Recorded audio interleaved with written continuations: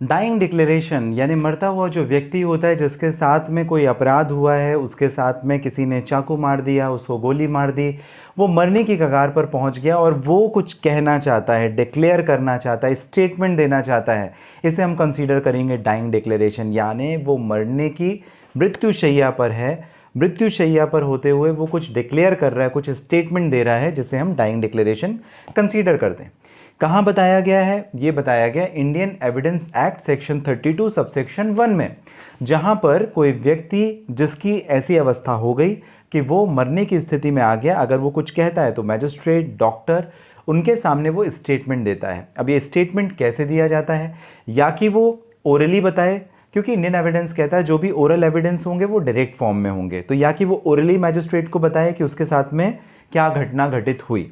दूसरी बात, या कि वो लिख करके दे, या कई बार ऐसा होता है कि जैसे जो बर्न सुसाइड के केस होते हैं या बर्न के केसेस होते हैं जहाँ पर लोगों को जला दिया जाता है, अगर उसका मुंह जल गया, या एक्सीडेंटल फॉर्म के केस होते हैं जहाँ पर मुंह से वो अब कुछ कह नहीं सकता है या बोलने में उसकी कुछ असमर्थता है, तो वहाँ पर वो राइट भी कर सकता है, लिख करके दे सकता है। लेकिन अगर लिख करके भी ना दे सके, बोल करके भी ना दे सके, तो थ्रू एक्शन उसे बताने पड़ेंगे। जैसे मैं अपने हाथ से आपको एक्शन करके दिखा रहा हूँ, मैं अपनी बॉडी से कुछ प्रेजेंट करने की कोशिश कर रहा हूँ, तो ये भी चलेगा। लेकिन ज़्यादा बेटर है कि वो रिटन फॉर्म में हो या ओरल फॉर्म में हो, तो ये काफ़ी इंपॉर्टेंट हो जाता है डाइंग डिक्लेरेशन के केस में। किसे देना है? मैजिस्ट्रेट को देना है।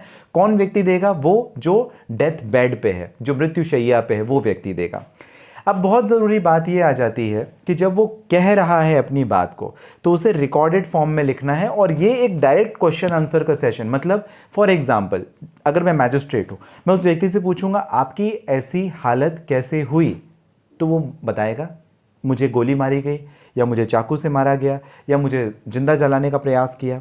आपको ऐसा किसने किया? वो नाम बताएगा, अगर उसे वो जानता है, नहीं जानता या क्या, तो वो क्लियर स्टेटमेंट देगा। तो it is in the form of question and answer, मतलब मैं प्रश्न करूंगा और वो मुझे जवाब देगा, और उसे रिकॉर्डेड फॉर्म में मैजिस्ट्रेट को करना है।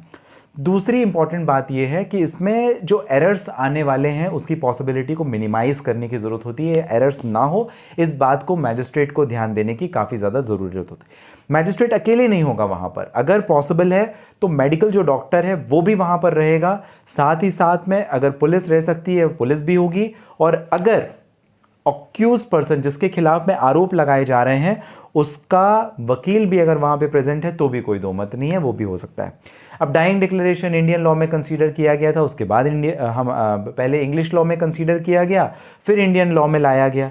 तो इसे क्रिमिनल केसेस में इंक्लूड किया जाता है, माना जाता है। और क्रिमिनल केसेस में भी वहाँ पर जहाँ पे होमिसाइड्स के मामले होते हैं, जहाँ पर किसी को अपघात करने के मामले, किसी के अंग भंग करने के मामले, किसी की जान लेने के मामले सामने आते हैं, वहाँ पर इसे ज़्यादा कंसीडर किया जाता है। जहाँ पर कोई दूसरा आई विटनेस नहीं है, वहाँ पर डाइंग डिक्लेरेशन की इंपॉर्टेंस और भी ज़्यादा बढ़ जाती है। लेकिन अगर आई विटनेसेस हैं और भी ज़्यादा हैं, तो फिर वो डाइंग डिक्लेरेशन को सपोर्ट करते हैं, सपोर्टिंग एविडेंस के तौर पर काम आते हैं, और उसकी ऑथेंटिसिटी और भी ज़्यादा बढ़ जाती है।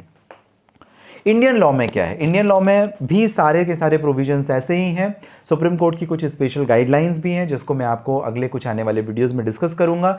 लेकिन अगर वो व्यक्ति बच जाता है, मान लीजिए फॉर एग्जांपल डॉक्टर बड़ा अच्छा था, उसकी किस्मत बड़ी अच्छी थी पेशेंट की, वो बच जाता है जिसके साथ में ऐसा हमला हुआ था, तो क्या उस डाइंग डिक्लेरेशन को कंसीडर नहीं किया जाएगा? कंसीडर किया जाएगा, but a piece of important statement और evidence, but not as dying declaration.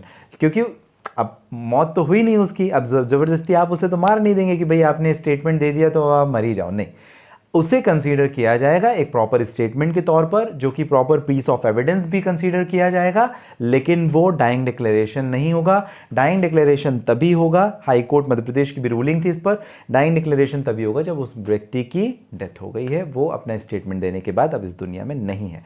फिलहाल आपको ये जानकारी कैसी लगी? डाइंग डिक्लेरेशन के बारे में कोई क्वेश्चन है आपके? अगर आप कोई प्रश्न पूछना चाहते हैं, आप मुझे कमेंट बॉक्स में मेंशन कर सकते हैं।